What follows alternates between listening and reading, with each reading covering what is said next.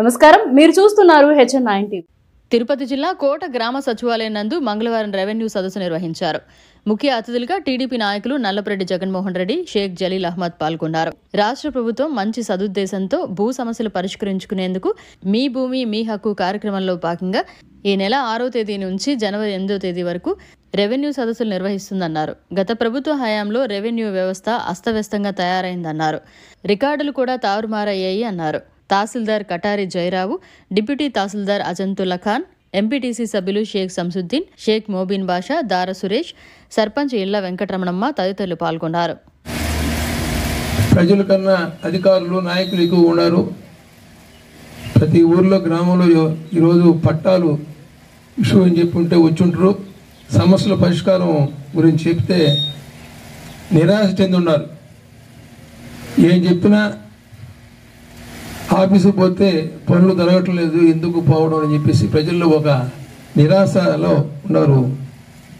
దానికి మళ్ళీ మనం అధికారులు వెంటనే మళ్ళీ ఒకసారి ఈ కోర్టులో ఎంఆర్ఓ గారు ఒకసారి అందరికీ ప్రతి ఊర్లో ఒక దండోరా మాదిరి వేయించి ఆ ఊర్లో ఇప్పుడు మనం ఇక్కడ ఎంఆర్ఓ ఆఫీసులో పెట్టుంటే బాగుంది సార్ ఈ సభని. అప్పుడు ప్రజలకి నమ్మకం కలుగుతుంది. ఇది రెవెన్యూ కార్యక్రమం కాబట్టి ఇది వాళ్ళకి సరిగ్గా అవగాహన కాలేదు.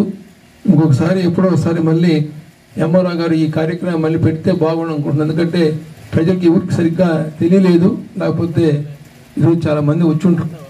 ముఖ్యంగా కోటలో దాదాపు 1000 మంది ఇళ్ల స్థలాలు లేక చాలామంది పేద ప్రజలు ఇబ్బంది పడుతున్నారు. దానికి ల్యాండ్ అక్విజిషన్ ప్రభుత్వం తరఫున ల్యాండ్ కొనుగోలు చేసి వారికి దాదాపు ఒక 20 ఎకరాలు గాన ప్రభుత్వంకి మీరు ఎంఆర్ఓ గారు రికమెండ్ చేస్తే, ఎమ్మెల్యే గారు కూడా చెప్తాం చేస్తే ముందు 1000 మంది చాలామంది ఒకే ఇంట్లో 5-6 మంది కుటుంబాలు ఉన్నాయి. వాటి పరిష్కారం మేజర్ పరిష్కారం కోట గ్రామంలో అది ఒకటి ఉంది. తర్వాత పంట కాలువ సమస్య అంతా అక్విజిషన్లో ఉంది. ఆ కాలువలోకి నీళ్లు నుంచి కాలువలకు పోవటం లేదు, బ్లాక్ అయిపోయి గ్రామంలో చాలా ఇబ్బంది పడుతున్నారు. చుట్టుపక్కల అంతా ఆక్యుపేషన్లో ఉండే అవి కూడా పరిష్కారం చేయాలని చెప్పి ఎంఆర్ఓ గారికి పంచాయతీ ఆఫీసులు చెప్తున్నాను. అనేక సమస్యలు ఉన్నాయి.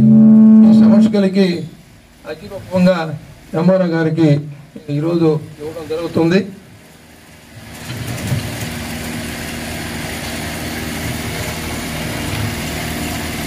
చాలా మంది ఉన్నారు, అధికారులు అనధికారులు అందరూ మాట్లాడాల్సి ఉంది. వీటన్నిటికీ ఎంఆర్ఓ గారు నేను అర్జీరూపంగా ఇచ్చాను, వాటిని ప్రభుత్వం పరిష్కారం చేయాల్సిన కోరుకుంటూ ఈ అవకాశం నమస్కరిస్తూ సెలవు తీసుకున్నాను. నల్లపరెడ్డి జగన్మోహన్ రెడ్డి గారికి, పెద్దలు రాష్ట్ర రైతు కార్యదర్శి భాస్కర్ రెడ్డి గారికి, అలాగే గౌరవ ఎంపీటీసీలు దారా సురేష్, శంసుద్దీన్, మొబీన్ బాషా గారికి, విచ్చేసిన ఇతర నాయకులకు, పాత్రికేయ మిత్రులకు, అధికారులకు ప్రతి ఒక్కరికి నా హృదయపూర్వక నమస్కారాలు. ఈరోజు మన ప్రభుత్వం అధికారంలోకి వచ్చిన తర్వాత ఈరోజు నారా చంద్రబాబు నాయుడు గారి ఆధ్వర్యంలో రాష్ట్ర వ్యాప్తంగా మొన్న 6వ తేదీ నుంచి జనవరి 10వ తేదీ వరకు దాదాపు 32 రోజుల పాటు ప్రతి గ్రామంలో కూడా రెవెన్యూ సదస్సు పేరుతో పూర్తి రెవెన్యూ డిపార్ట్మెంట్ మొత్తాన్ని ప్రజల వద్దకు వెళ్ళి అక్కడ గ్రామ సమస్యలు ఏదైతే భూ సమస్యలు ఉన్నాయో ఇవన్నీ కూడా పరిష్కరించే దిశగా ఈ కార్యక్రమాన్ని ప్రవేశపెట్టడం జరిగింది. మనందరికీ తెలుసు చంద్రబాబు నాయుడు గారి విజన్ ఇదే విధంగా ఉంటుంది. గతంలో ఏదైతే ప్రతి సోమవారం ప్రజా సమస్యల పరిష్కార వేదికగా గ్రీవెన్స్ డే కానివ్వండి, ప్రజల వద్దకు పాలన కానివ్వండి, ఇటువంటివన్నీ కూడా ఒక విజన్ ఉన్న నాయకుడిగా చంద్రబాబు నాయుడు గారు ప్రభుత్వమే ప్రజల వద్దకు వెళ్ళి ఈ సమస్యలని పరిష్కరించాలి అనే ఉద్దేశంతో ఇటువంటి కార్యక్రమాలను ఏర్పాటు చేయడం జరిగింది. మనందరికీ తెలుసు ప్రతి గ్రామంలో కూడా ప్రతి రైతులు కూడా వేల రూపాయలు, లక్షల రూపాయలు కాజేసుకొని కోర్టుల చుట్టూ తిరిగి ఈ భూ సమస్యలు పరిష్కరించకపోగా వీటి కోసం లక్షలు దారబోసి ఆయన బతికినంత కాలం కోర్టుల చుట్టూ తిరుగుతూ ఉంటారు. ఇవన్నీ సర్వసాధారణంగా మనకు గ్రామాల్లో కనిపించే సమస్యలు. గత వైసీపీ ప్రభుత్వ హయాంలో రీసర్వే పేరుతో స్టార్ట్ చేసిన ఉద్దేశం మంచిదే.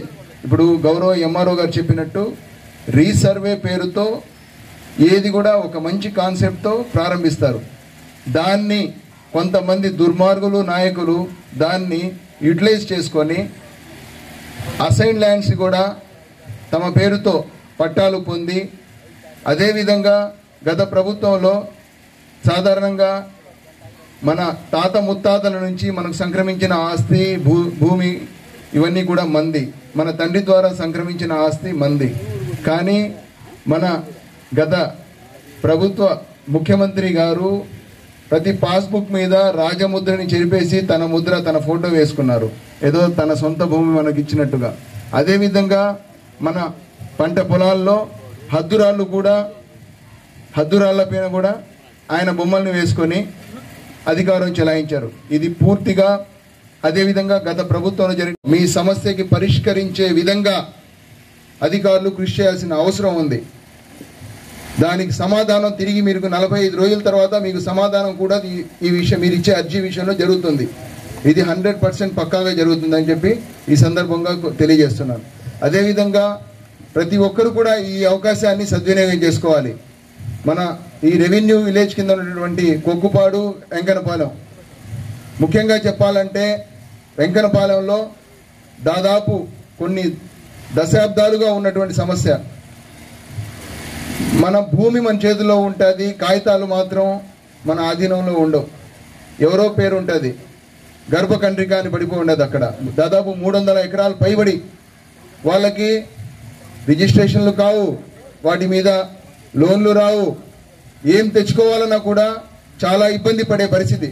ఇటువంటి సమస్యలన్నిటికీ కూడా పరిష్కార వేదిక ఈరోజు జరుగుతున్నటువంటి ఈ రెవెన్యూ సదస్సులు. ప్రతి ఒక్కరూ కూడా ఈ సదస్సుని సద్వినియోగం చేసుకోవాలి.